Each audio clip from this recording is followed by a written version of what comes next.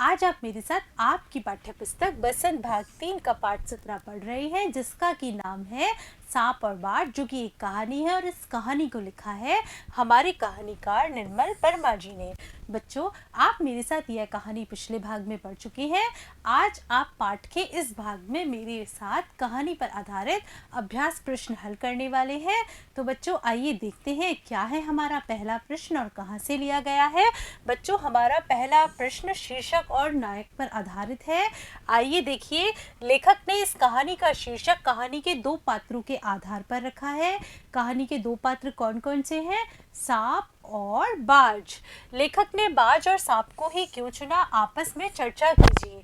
हाँ बच्चों, लेखक ने अपनी कहानी के पात्रों का नाम बाज और सांप रखा और कहानी को प्रदर्शित करने के लिए उन्होंने बाज और सांप को क्यों चुना? आपको यह बताना है क्या कारण रहा होगा कि निर्मल वर्मा जी ने बाज और सांप को ही अपनी कहानी का पात्र बनाया। तो बच्चों, इस प्रश्न का उत्तर होगा, लेखक ने इस कहानी का शीर्षक दो पात्रों के आधार पर बाज और सांप रखा है। इस कहानी में लेखक ने बाज और सांप को इसलिए चुना क्योंकि दोनों के स्वभाव में बड़ा अंतर है।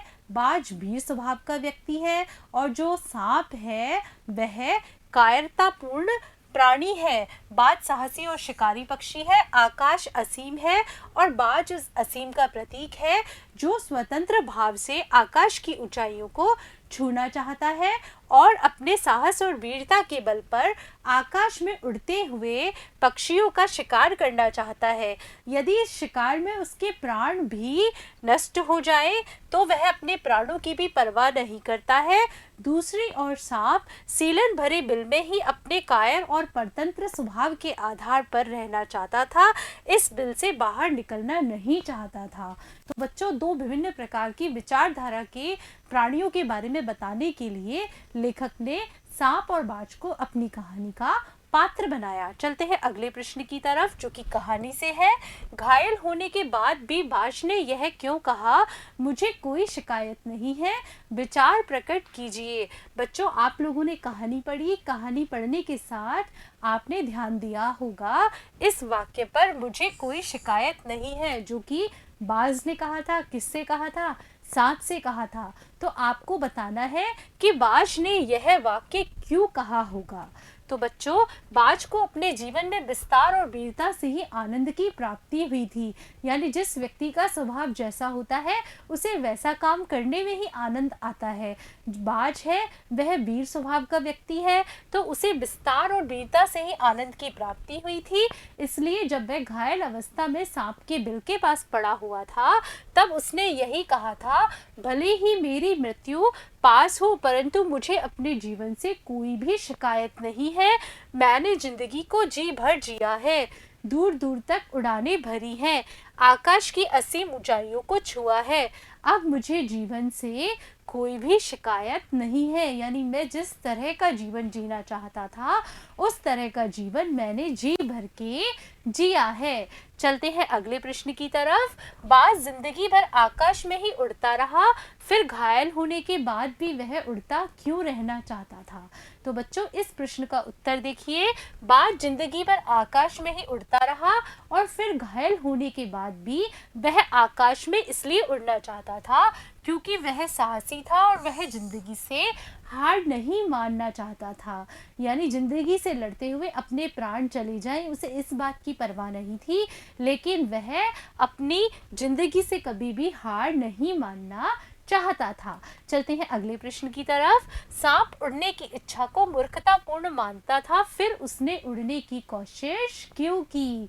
हाँ बच्चों, आपको इस प्रश्न का जवाब देना है जिसमें कि आपने सांप के बारे में जाना। सांप उड़ने की जो इच्छा है उसको वह मूर्खतापूर्ण मानता है, लेकिन फिर भी उसने एक बार कोशिश की। वह कोशिश क्यों की? बच्चों, सांप ने जब घायल बाज में उड़ने की असीम चाह देखी तो उसके मन में भी यह जिज्ञासा उत्पन्न हुई कि आसमान में ऐसा क्या है जिसके वियोग में यह बाज पक्षी इतना छटपटा रहा है। यानी यह मरने वाला है, इसके पंखों में जान नहीं है, पैरों में जान नहीं है, किसी भी क्षण यह मृत्यु को प्राप्त हो जाएगा, लेकिन फिर भी यह आकाश में उड़ना चाहता है। ऐसा क्या है? यह जानने के लिए उसने उड़ने की कोशिश की। चलते हैं अगले प्रश्न की तरफ और देखते हैं अगला प्रश्न क्या है। बाज के लिए लहरों ने गीत क्यों गाया था?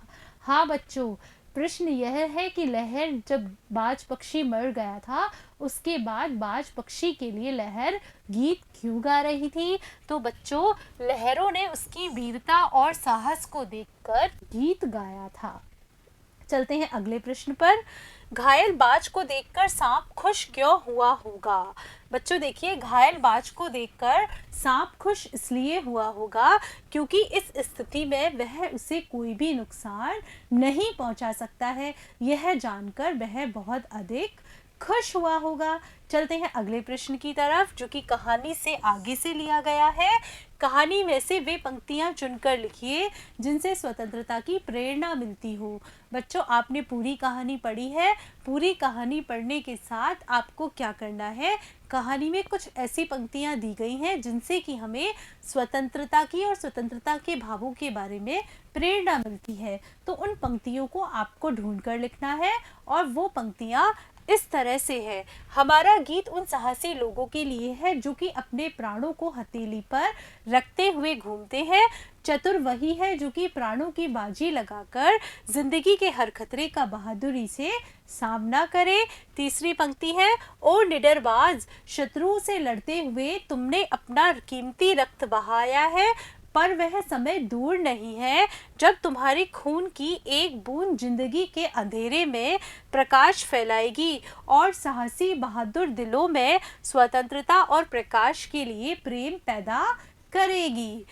तुमने अपना जीवन बलिदान कर दिया है किंतु फिर भी तुम अमर हो। जब कभी भी साहस और वीरता के गीत गाए जाएंगे तो तुम्हारा नाम बड़े गर्व और श्रद्धा के साथ लिया जाएगा। हमारा गीत जिंदगी के उन दीवानों के लिए है जो कि मरकर भी कभी मृत्यु से नहीं डरते। चलते हैं अगले प्रश्न की तरफ। लहरों का गीत सुनने के बाद सांप ने क्या सोचा होगा? क्या उसने फिर से उड़ने की कोशिश की होगी? अपनी कल्पना से आगे की कहानी पूरी कीजिए। बच्चों, इसमें आपको क्या करना है, पूरा पाठ आपने पढ़ा है। आपने देखा कि सांप ने एक बार उड़ने की कोशिश की, वह असफल हो गया। इसके बाद उसने देखा कि जो वो लहरें हैं वह बाज जैसे पक्षी के लिए गीत गा रही हैं। तो बच्चों, आपको इस प्रश्न में क्या करना है, कल्पना के आधार पर बताना है क्या उन गीतों को सुनकर सांप ने वापस उड़ने की कोशिश की होगी। लहरों का गीत सुनने के बाद सांप ने सोचा होगा कि मुझे भी बाज की तरह आकाश में उड़ने की कोशिश करनी चाहिए। इस भावना से प्रेरित होकर उसने आकाश में उड़ने की कोशिश की, परंतु पंख न होने के कारण वह चट्टान से टकरा गया। अगला प्रश्न है, मानव ने हमेशा प्राणियों की तरह उड़ने की इच्छा की है, आज मनुष्य उड़ने की इच्छा किन साधनों से पूरी करता है? बच्चों, मनुष्य के मन में पक्षियों को देखकर उड़ने की बहुत इच्छा होती है और इस इच्छा की पूर्ति करने के लिए मनुष्य ने बहुत सारे काम किए हैं।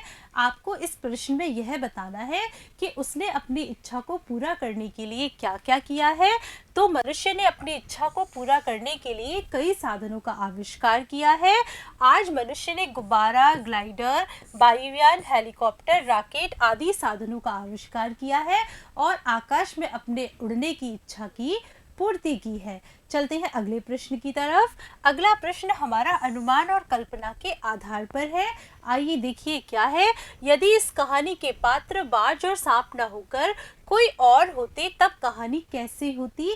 अपनी कल्पना से लिखिए। यानी कि इस कहानी में जो हमारे पात्र हैं, सांप और बाज हैं, उनकी जगह अगर हम कोई और दो पात्र लेकर आते तो हमारी कहानी कैसी होती? तो बच्चों, अगर हमारी कहानी के पात्र बंदर और कछुआ होते तो बंदर कछुए को पानी में तैरते देखकर स्वयं भी तैरने का प्रयास करता, कछुआ भी बंदर से मित्रता करता और पानी से बाहर आकर बंदर की तरह छलांग लगाकर दौड़ने का प्रयास करता।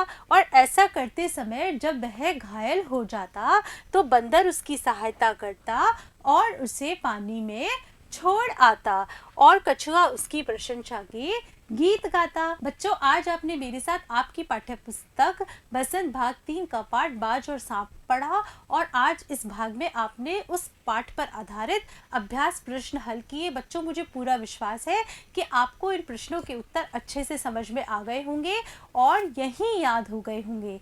धन्यवाद बच्चों।